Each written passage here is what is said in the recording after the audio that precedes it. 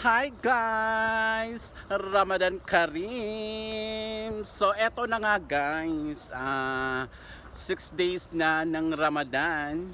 Simula nung mag-umpisa yung Ramadan. And alam nyo ba guys, eto na naman ang ina-achieve ko, ang makapag-fasting. 6 days na po ang Ramadan. Yun na nga, simula nung mag-umpisa, and 6 days na rin po tayong nagpa-fasting.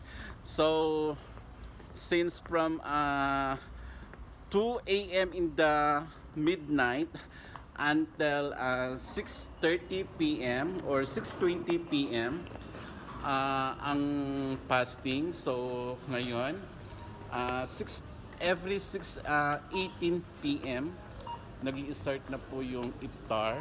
So yun na yung start ng kainan. So ngayon, nandito tayo sa isang malaking supermarket kung saan malapit lang yung working place natin dito, and nandito tayo sa loob para bumili ng ating uulamin dahil sa 6 days na pagpapasting natin, ngayon lang tayo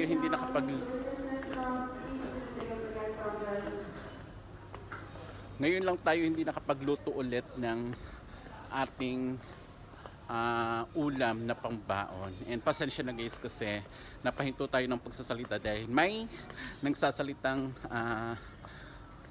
tawag dito information.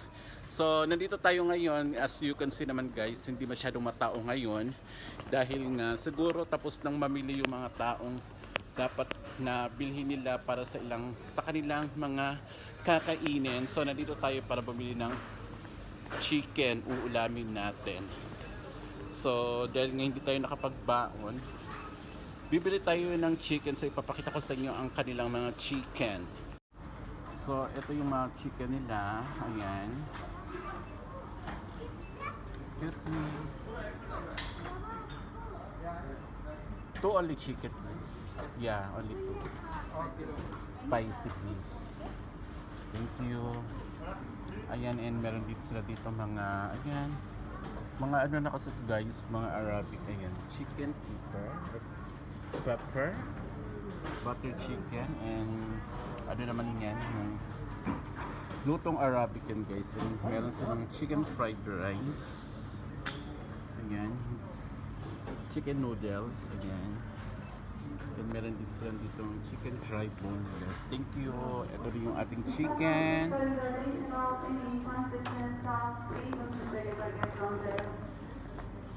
So 8 lang siya.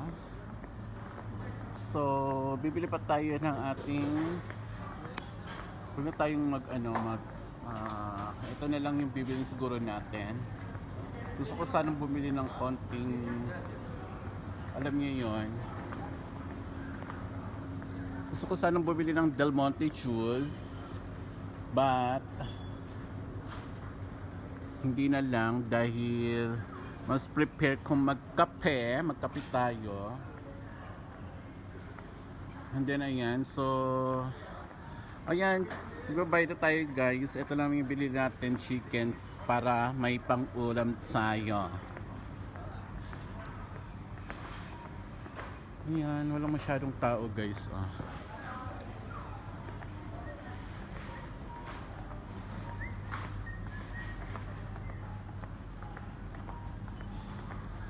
Success ng ating 6 days guys. Success na yung ating pinaka 6 days na fasting.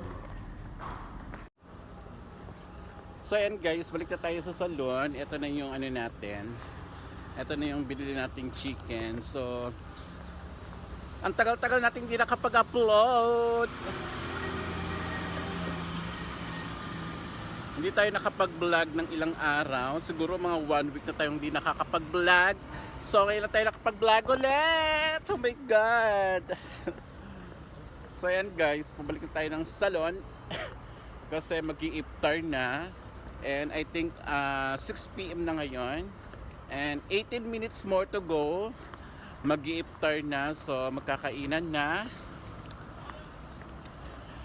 Ito na yung pinaka dinner ulam ko.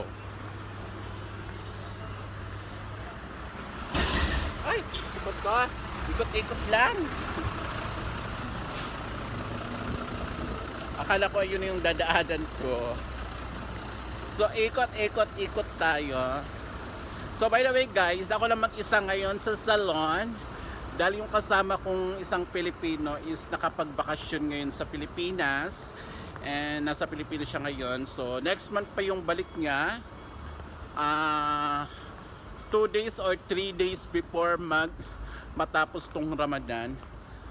Saka siya makakabalik dito sa Dubai dahil piyesta sa kanilang lugar, kaya nagbakasyon siya ngayon. So ako lang mag-isa rito and ako lang ang kakaing mag-isa for 6 days. Ako lang kumakain mag-isa, wala akong kasabay kasi yung mga kasama ko is mga Arabic.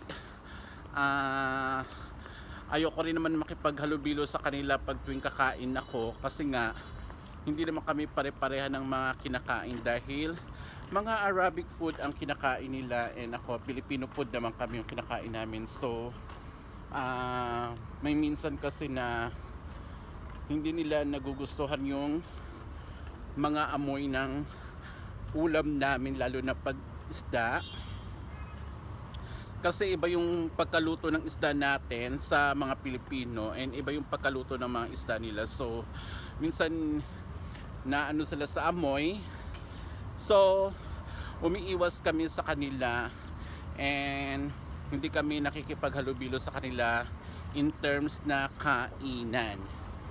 So ayan,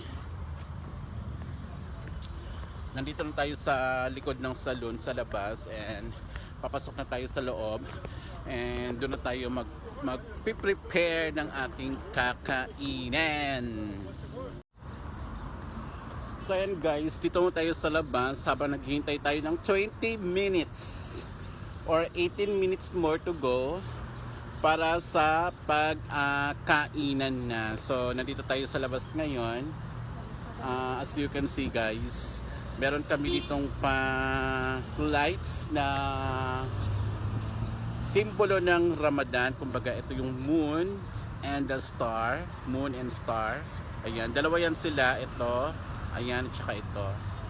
So, yan yung mga traditional na dinidisplay nila sa tuwing sasapit ang Ramadan. So, yung mga kasama ko is prepare ng mga food nila para sa kanilang iftar din. So, ganun din ako. Preparation din. Actually, hindi masyadong preparation dahil yun nga lang, meron akong rice and bumili rin ako ng chicken at yun yung binili ko. Yun yung uulamin ko ngayon. And ayun, maghihintay na lang ako, naghihintay na lang rin ako sa oras and nagpapakulo na ako ng water para sa paggawa ko ng aking kape. So tingnan natin yung kape. Ha?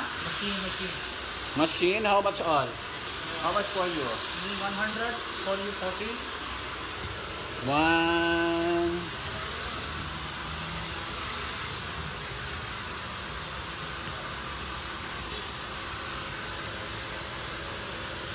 Sufyan!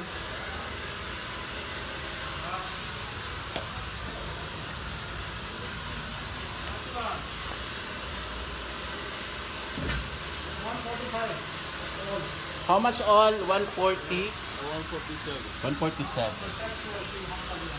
147. 147?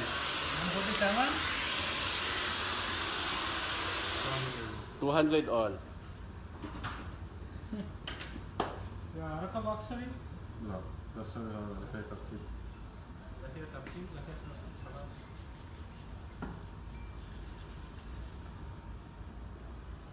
Thank you.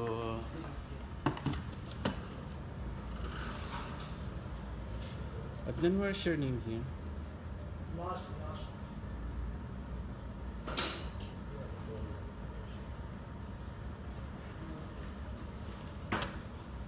This Adnan? For you? What? Last. Yeah. Yeah. And this also for me, right? Yeah, for you, this me. Hi Enzo. Pasensya na guys kasi may nagbayad and kayo dito sa counter ngayon dahil yung ano namin kasama ko visit pa yung cashier namin. So oh my god,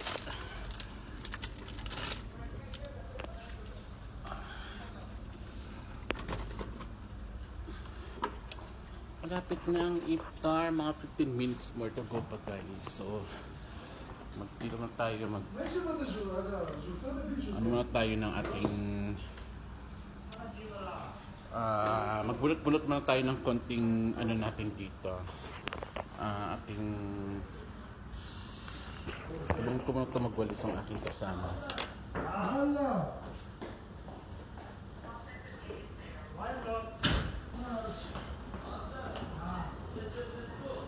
Gusto ko muna itong palit ng aking kasama guys, kasi iba ito siya sa akin and lagi siyang ito na rin yung isang parang kakampi ko dito na bukod sa kasama kong Pilipino, ito na rin yung isang kakampi ko na nakapaalala sa aking attitude na pananahimik dito. So ayun,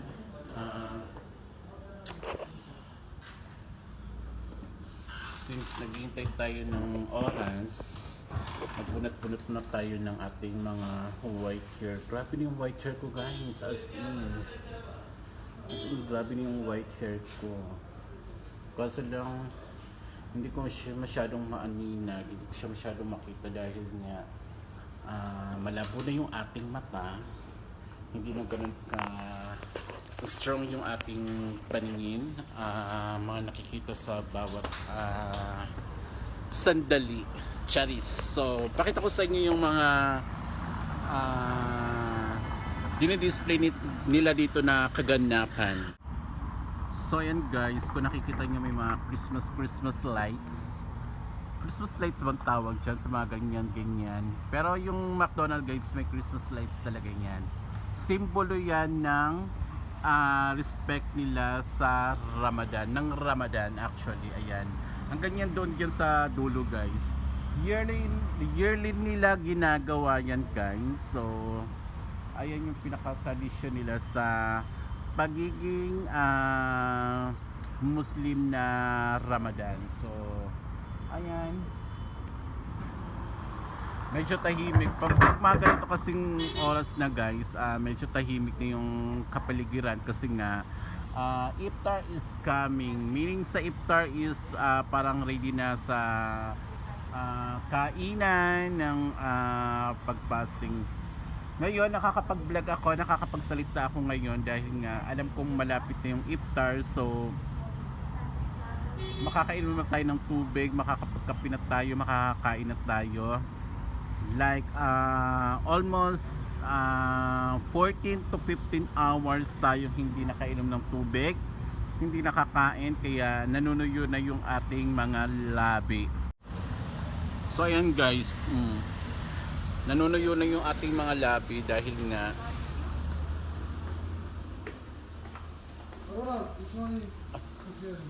thank you. So meron naman tayong fan bread, ano ba yun? Fan cake, fan bread, yung ginagawang pancake.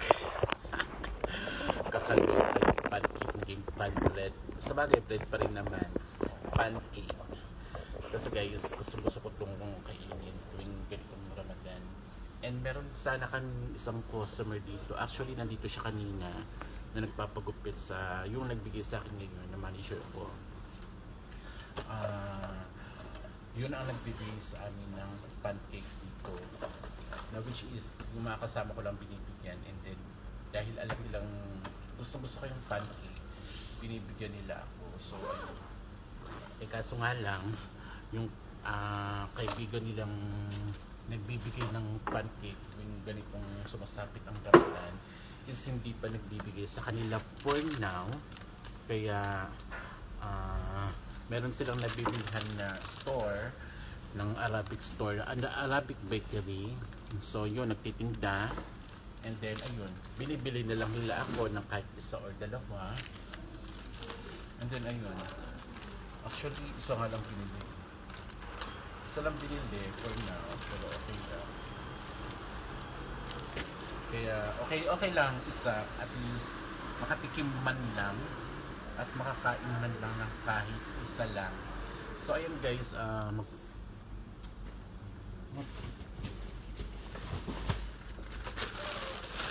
meron din akong kape dito actually.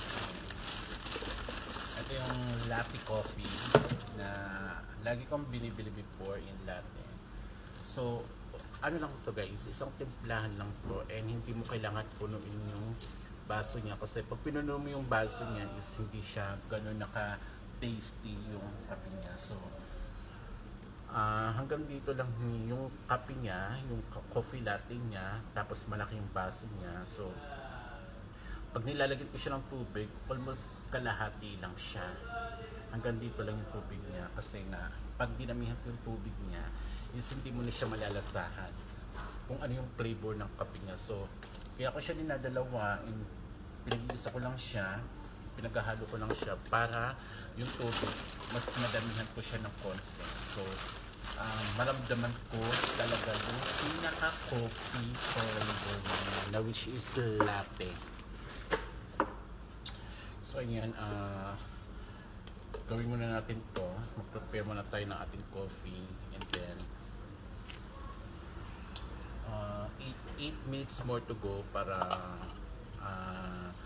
mag-start na yung heater. So ano yun natin, i-achieve muna natin, sasaktuhin na natin 8 minutes para bago tayo kumain, para kahit pa paano naman maano talaga natin yung pinaka ma-achieve talaga natin kumbaga ang ating inaasam na iftar. Kasi pag hindi natin sinunod yung oras, parang wala din, parang hindi din tayo nag-fasting. So yun yung ginagawa ko, sinusunod ko talaga yung oras niya para kahit paano sulit na sulit talaga yung sinasabi natin nag-fasting tayo. And ayun lang. So mamaya ulit guys, sa kakain tayo, ipapakita ko sa inyo paano tayo kumain. Dito lang ako sa pwesto ko sa almost katabi lang ng shower banlawan ng ulo yan. And ito lang yung namin, position ko dito yan. Kaso lang kasi guys, yung dati namin pwesto dito, ito naka-renovation siya, ni-renovate pa, hindi pa tapos. So iisa lang ngayon ng aming manicure area, which is dalawa sana to. Yun nga lang, yung pinagkakainan namin before na shaving area is hindi namin magamit-gamit ngayon dahil nga renovation and ginagawa yung area, pinapalitan yung bagong style niya. So ayun, maghihintay pa kami ng 2 weeks more to go daw bago matapos yung area na renovation. So ayun guys, mamaya ulit guys, ipapakita ko sa inyo kung paano tayo kumain or pagkakain na tayo. So ayun, mamaya ulit. So ayun na guys, kain na tayo kasi nag-start yung sambang. Ayun, kinain ko muna yung tinapa. Then uminom muna ako ng konting kape, and inom din tayo ng konting tubig para kahit paano na may sinabi sa akin yung customer ko dati, dapat daw kumain lang muna ng konting kapiraso lang ng kung ano yung kinakain natin, and then uminom ng konting tubig para at least hindi mabigla daw yung ating katawan sa pag subo or pagpasok ng kahit ano sa ating katawan, dahil nga almost 14 to 15 hours tayong hindi nagtubig, kumain. Kaya dapat daw ganun yung gawin natin. So yun ang ginagawa ko every time na ganitong okasyon na Ramadan.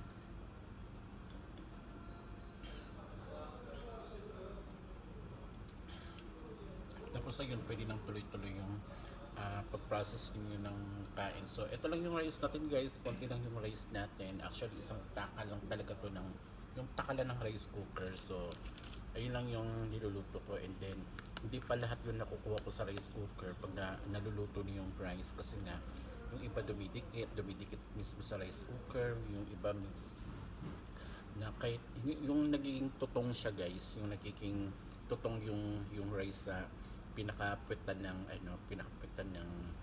rice cooker. So hindi pa lahat yun nakukuha. So kaya ganito lang siya ka konti ang rice ko. So enough na sa akin tong rice na to.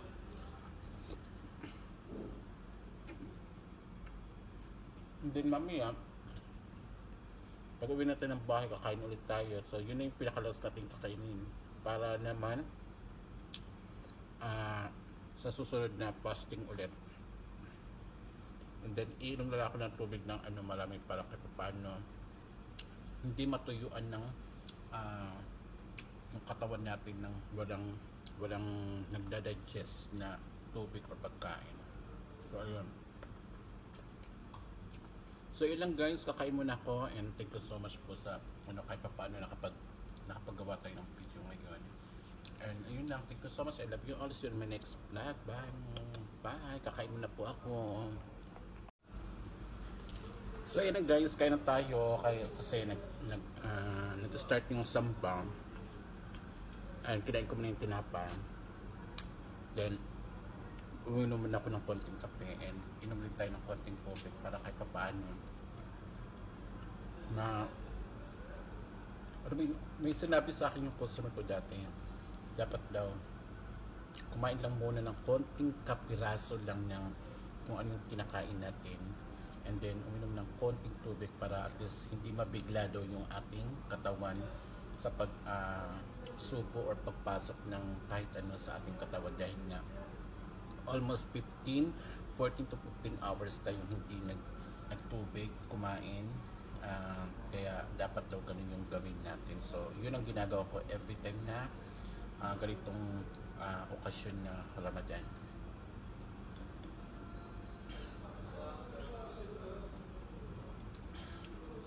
Tapos ayun, pwede nang tuloy-tuloy yung pag-process niyo ng kain. So, ito lang yung rice natin guys. Konti lang yung rice natin. Actually, isang taka lang talaga to ng yung takalan ng rice cooker. So, ayun lang yung niluluto ko. And then, hindi pa lahat yung nakukuha ko sa rice cooker pag naluluto niyo yung rice. Kasi nga, yung iba dumidikit mismo sa rice cooker. Yung iba na kahit yung nagiging tutong siya guys, yung nagiging tutong yung rice sa pinakapitan ng rice cooker. So hindi pa lahat yun nakukuha. So kaya ganito lang siya ka konti ang rice ko. So enough na sa akin tong rice na to.